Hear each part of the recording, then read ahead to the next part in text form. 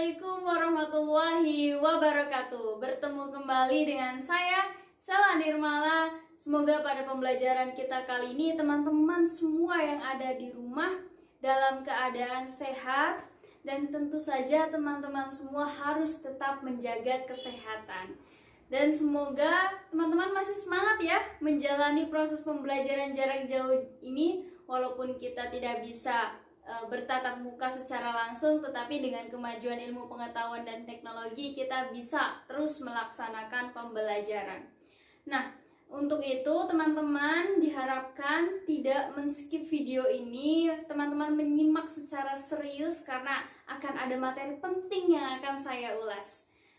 Bertemu dengan saya berarti kita akan belajar sosiologi. Nah, pada kali ini saya akan membahas tentang konflik dan kekerasan yang dilihat dari kacamata sosiologi. Rasa-rasanya mendengar kata konflik ini sudah tidak asing lagi ya di telinga kita. Mungkin teman-teman yang ada di rumah pernah mengalami konflik. Entah itu konflik dengan ibu ataupun bapak, konflik dengan adik ataupun kakak, konflik dengan teman juga bisa, atau bahkan konflik dengan pacar. Ayo di sini siapa yang sering berkonflik dengan pacarnya? Sebelum kita lebih jauh menggali tentang konflik dan kekerasan, alangkah baiknya terlebih dahulu kita memahami apa sebenarnya itu konflik.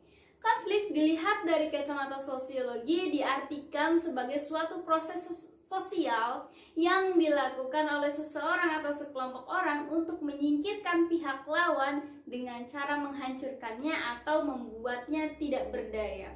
Salah satu tokoh sosiologi yaitu Suryono Sukanto berpendapat bahwa konflik sosial merupakan suatu proses sosial di mana seseorang dalam mencapai tujuannya itu melakukan ancaman ataupun tindakan kekerasan kepada pihak lain yang dianggapnya sebagai lawan. Oke, saya akan memberikan salah satu contoh konflik sederhana yang mungkin pernah terjadi di antara kita.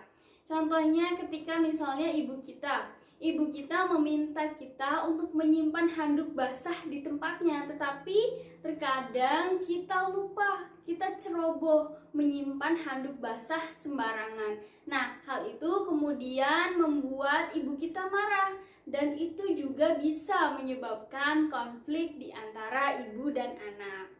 Ternyata di dalam konflik ini dibagi menjadi dua berdasarkan sifatnya. Yang pertama yaitu konflik konstruktif dan yang kedua yaitu konflik destruktif. Apa itu konflik konstruktif dan apa itu konflik destruktif? Oke, kita bahas terlebih dahulu tentang konflik konstruktif. Konflik konstruktif merupakan konflik yang bersifat membangun. Wah, ternyata orang yang berkonflik itu bisa loh bersifat membangun. Saya beri contoh seperti ini.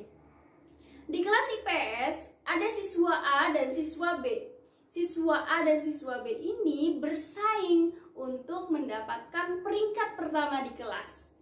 Nah, siswa A dan siswa B ini sebenarnya sedang berkonflik untuk memperebutkan peringkat pertama di kelas, tetapi mereka tidak melakukan kekerasan.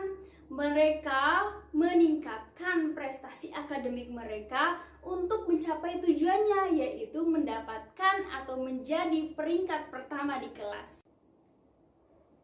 Nah, konflik yang terjadi antara siswa A dan siswa B termasuk ke dalam golongan konflik konstruktif. Nah, selanjutnya kita akan membahas tentang konflik destruktif. Konflik destruktif ini berlawanan dengan konflik konstruktif. Konflik destruktif ini didasari pada rasa benci atau rasa tidak suka. Dan konflik ini bisa berujung pada kekerasan. Teman-teman semua pasti sudah pernah melihat film Dylan, bukan?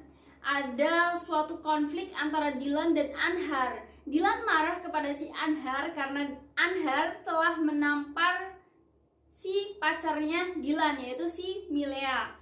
Nah, hal ini kemudian menyulut emosi Dylan dan akhirnya konflik yang terjadi antara Dylan dan Anhar berujung pada tindak kekerasan. Ada beberapa penyebab yang menjadikan Dylan dan Anhar ini melakukan konflik dan berujung pada kekerasan. Yang pertama yaitu rasa tidak suka karena sifat Anhar terhadap Milea. Yang kedua, Dilan yang tidak bisa menahan emosinya karena dia sangat kesal melihat Anhar menampar pacarnya. Dan yang ketiga yaitu adanya prasangka buruk antara si Dilan dan si Anhar.